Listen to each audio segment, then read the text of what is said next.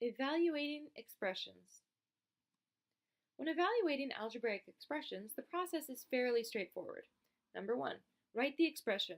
Number 2, substitute in the value of the variable in parentheses. 3, simplify and evaluate the expression. Evaluate 4n plus 6 squared for n equals 1. So we have our expression here, and then for n, we're just going to insert 1, and we make sure to put it in parentheses. So now we have 4 times 1 plus 6, so that's 4 plus 6, which is 10, and then squared gives us 100. Evaluate 4 times n plus 6 squared for n equals 2.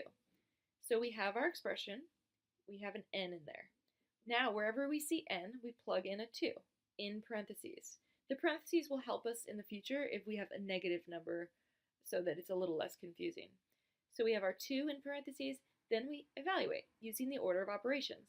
So we have parentheses here, so first we change 2 plus 6 into 8, then we handle the squared, and that becomes 64, and then finally we multiply those two numbers together and get 256. Evaluate 4n plus 6 squared for n equals 2. Alright, we have our expression. Wherever we see n, we're now going to plug in 2. So here we have one n in there, right there. We plug in a 2 in parentheses, and then we evaluate according to order of operations. So 4 times 2 gives us 8. Then we add 6, and that becomes 14. Then we evaluate the exponent. 14 squared gives us 196. Let x equal 8. Then use the magic looking glass to reveal the correct value of the expression. So here is our expression, 12x plus 2 to the third power, and we're going to be letting x equal 8. So we're going to plug in 8 for x. So that gives us 12 times, parentheses, 8 plus 2 to the third. 12 times 8 is 96 plus 2 to the third power is 8, and that gives us 104.